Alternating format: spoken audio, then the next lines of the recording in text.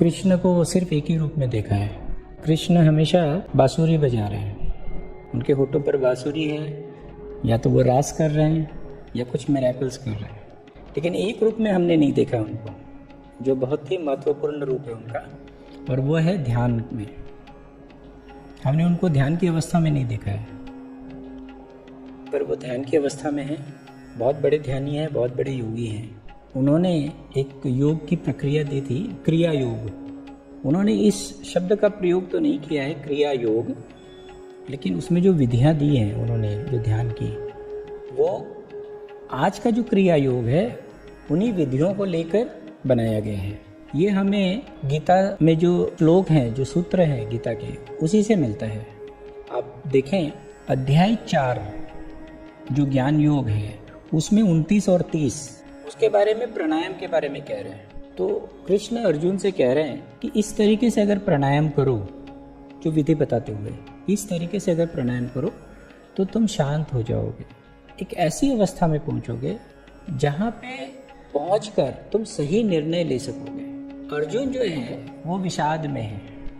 अर्जुन जो है अपने आप को फंसा हुआ पा रहा है और वो चाह रहा है कि उसको सही मार्ग मिले, उसको कुछ समझ में नहीं आ रहा है। तो वो कृष्ण से पूछता चला जाता है, अर्जुन समझाते चले जाते हैं।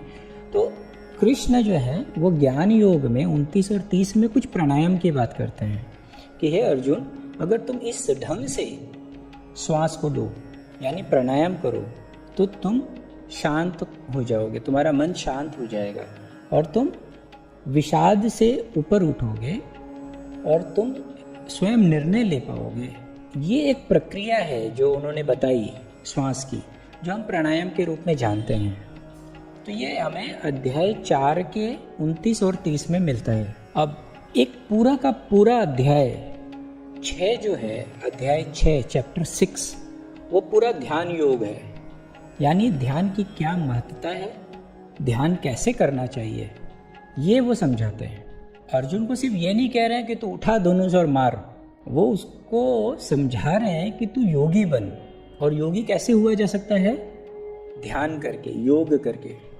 तो योग के लिए वो प्राणायाम की विधि देते हैं, ध्यान के लिए ध्यान की अवस्था क्या है वो समझाते हैं, और ध्यान की भी विधि देते हैं।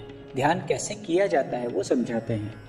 अध्याय 6 में ध्यान योग में जब अर्जुन को समझा रहे हैं तो कई सूत्र हैं इसमें। जैसे आपको 11 नंबर सूत्र में ये मिलेगा कि कैसे बैठना चाहिए।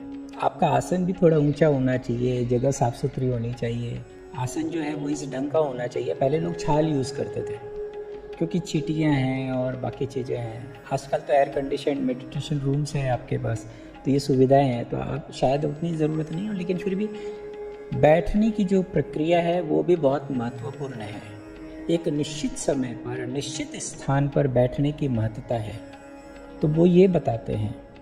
फिर वो 12 नंबर में ये भी बताते हैं शुद्धिकरण, जो आपका चित्त है और जो आपके सेंसेस हैं, हाँ, उसका शुद्धिकरण कैसे हो, वो शुद्धिकरण करके आपको बैठना है। उसके शुद्धिकरण की प्रक्रिया क्या है वो बताते हैं। फिर 13 में बताते हैं कि आपको ध्यान करते समय आपको बिल्कुल सीधे बैठना है, न झुक के बैठना है, न अकड़ के बैठना है।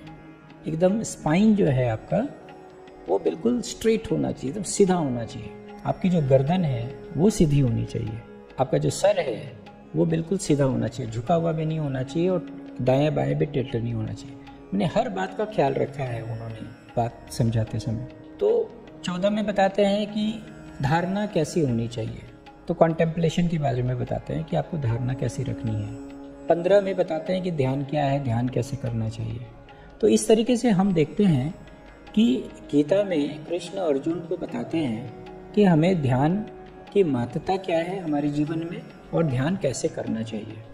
खासकर चैप्टर 4 का जो वर्स 29 और 30 है, 29 और 30 जो है अध्याय 4, इसमें जो प्राणायाम की जो बात कही गई है, अब ये बात जो है अगर आप देखें तो घुमा फिरा कर उन्होंने जिस ढंग से बताया है वो विज्ञान भैरव तंत्र का पहला 4 सूत्र है, उसी को उन्होंने अपने ढंग से बताया है।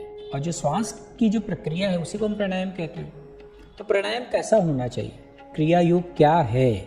एक विधि है, एक ध्यान विधि है जिसके कई चरण हैं, और ये चरण भगवान श्री कृष्ण ने अर्जुन को बताया है पहले।